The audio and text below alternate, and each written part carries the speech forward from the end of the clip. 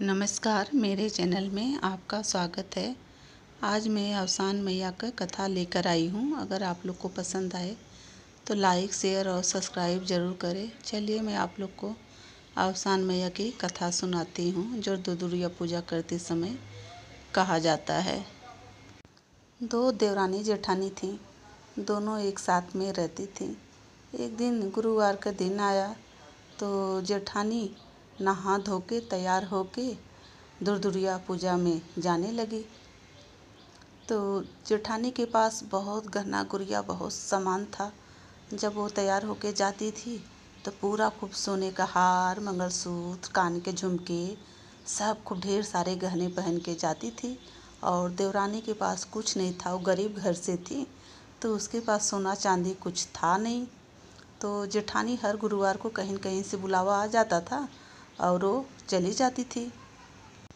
तो एक दिन देवरानी बोली, अब अगले गुरुवार को दीदी आप मत जाना, मैं जाऊंगी। तो बोली, क्यों?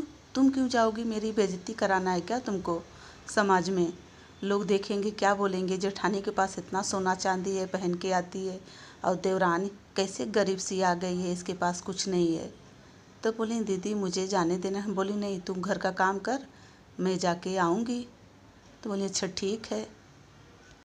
जेठानी चली गई दुर्गा पूजा में। तो देवरानी क्या की, एक ऊख का पेड़ था, जाके वहीं पे रोने लगी।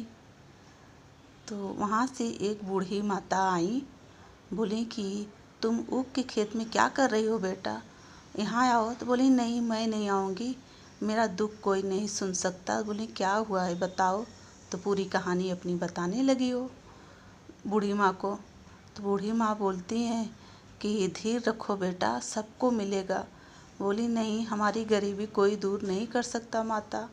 तो वही क्या की बूढ़ी माँ, खेत में से एक ऊख का पेड़ तोड़ करके उसी ऊख के पेड़ से लगी फटाफट फटाफट उनको मारने।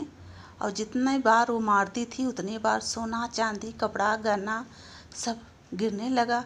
इतना सोना चांदी हो गया कि वो सोना चांदी से ढक गई, कपड़े से ढक गई। और फिर वो पलट के जब देख रही हैं तो वहाँ कोई नहीं है। तो बोली कि ये अवसान मैया ही थी जो मेरी मदद करके चली गई। वही सब सामान वहाँ से उठा के आई घर पे आए। तो दूसरे दिन गुरुवार को फिर बुलावा आया। तो सुबह उठ के नहा धो के तैयार हो के गहना गुड़िया सब पहन के तैयार हो गई।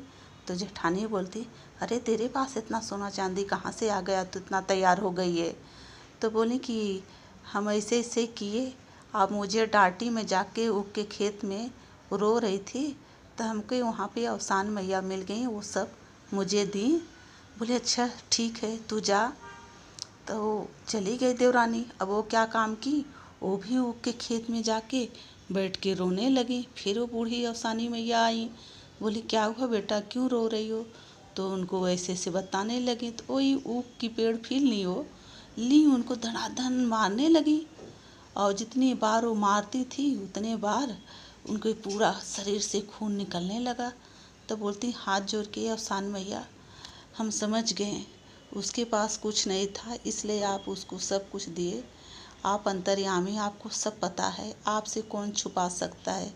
जैसे उनकी आप सुनी उसी तरह सबकी सुनना। जय अवसान मैया की।